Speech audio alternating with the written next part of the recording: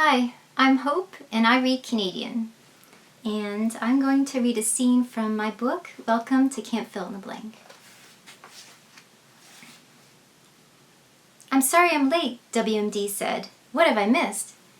We just finished the first event of the ridiculous Olympics, and I'm about to hand out the medals and play the winner's anthem, I said. Medals? Winner's anthem? You've thought of everything, he said.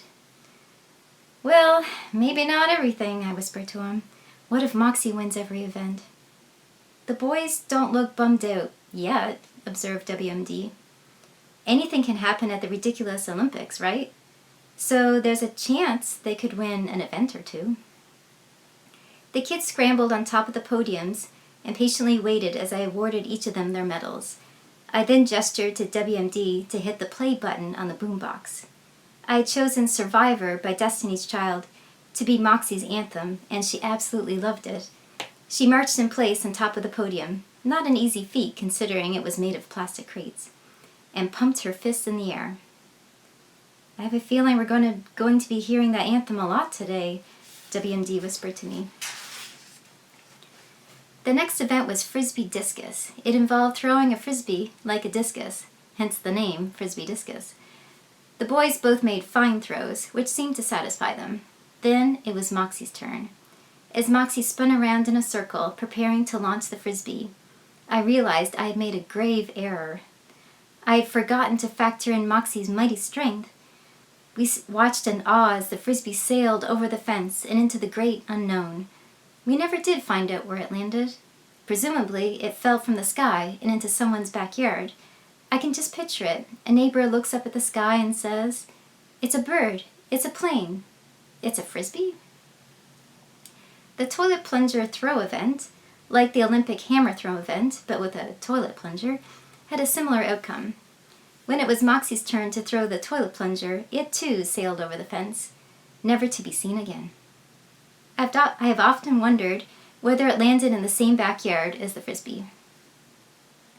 After back-to-back gold medal wins for Moxie, I heard Crusoe mutter to himself, "Arrgh, I hope I never hear Moxie's anthem again."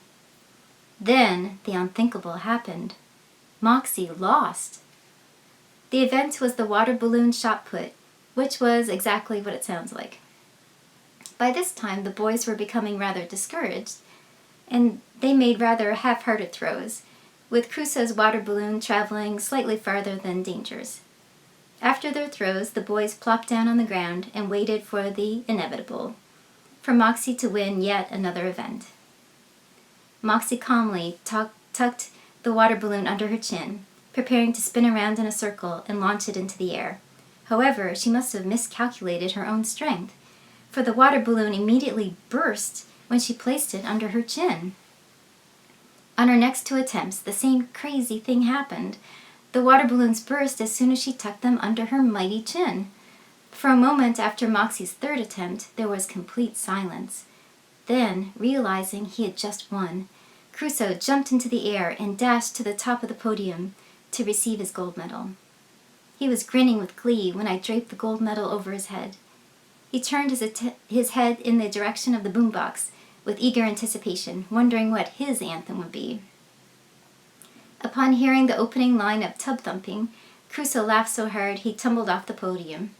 In keeping with the message of the song, he immediately got up again.